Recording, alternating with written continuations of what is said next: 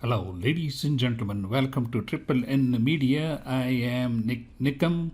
In this presentation, we are going to look at how to use a simple Excel sheet to calculate our budget for the family and see how much we need to save enough money when we retire at age 60 or 65, whatever your fancy is. So here is a budget sheet I have put together, and we're going to go through each one of these items. And if you'd like to get a copy of this Excel sheet, just leave your contact information in the comments and we'll be happy to send you this Excel sheet. First of all, let's say this is a hypothetical example, but the calculations are actual. You have a gross income of $150,000, and let's say you are putting in 10% of your money in the retirement, which is $15,000, but you can literally put up to $19,000 plus. So that leaves you with a balance after retirement deduction to $135,000, on top of which you pay income tax and Social Security. The total taxes come to $35,000. Of $150,000, more than 30% of your income is gone. Now you're after taxes and retirement, you're left with $100,000. You have your fixed expenses, which include your mortgage, your home owner's insurance, then auto insurance for this. These are all for the whole year, and miscellaneous expenses. With those expenses gone, $54,000. Then you may have cash on hand, $46,000, but this is a very optimistic number. Most people run practically negative at the end of the year.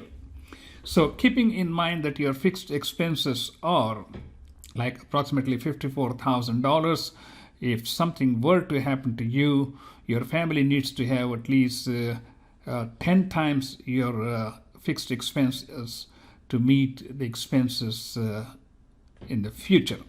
So talking about future, we'll calculate how much money we need to save in the future to have a steady income. Okay, let's look at the future value of our money. Go to the future value here, and let's say you're putting $10,000 per year at the 5% interest or return in your stock market. These numbers can be changed, and I will show you. At the end of first year, you'll have $10,500, and you add $10,000 to your retirement. You add $10,000 each year to your retirement. So at the end of 25 years, you would have $501,000.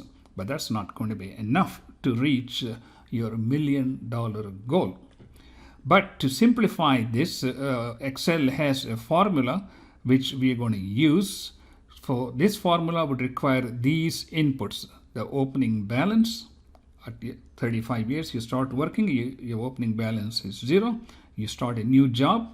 You start putting $15,000 in your retirement for 20 years. At that time, it will be 60 years.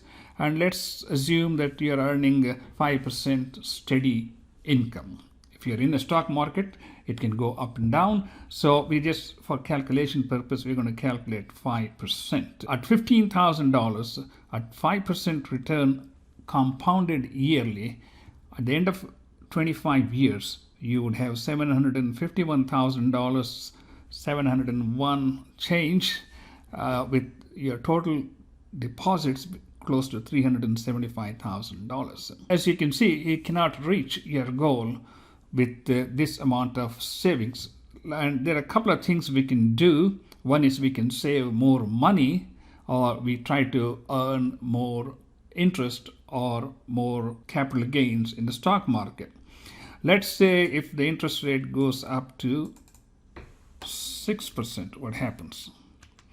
Okay, you're 872, you're pretty close. Let's see if it goes to 7%. 7%. Okay, at 7% return, saving $15,000 for 25 years will get you to your target retirement of $1 million. Well, you cannot be sure you're going to get 7%, so let's leave it at 5% for right now and see if we can put more money in the retirement, the maximum amount allowed. it's like $19,000, and it goes up every year or every few years. So let's put that to like $19,000 and see what happens. Okay, at 19,000, because you see, the interest rate you want to calculate at the minimum guaranteed rate, so to say.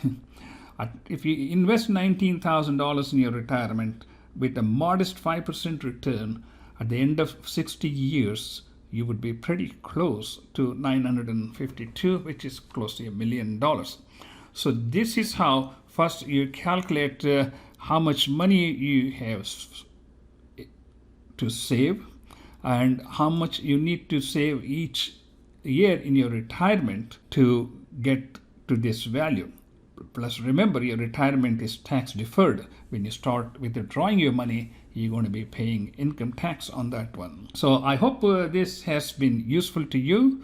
And if you'd like to see any more calculations on your finances, just drop a mail and we will keep adding these sheets so that we can calculate the interest payments, for example, your mortgage or things like that, so that you have ready-made spreadsheet at your command, and basically you just need to input your real numbers, then you can follow through each year and see how you're making progress.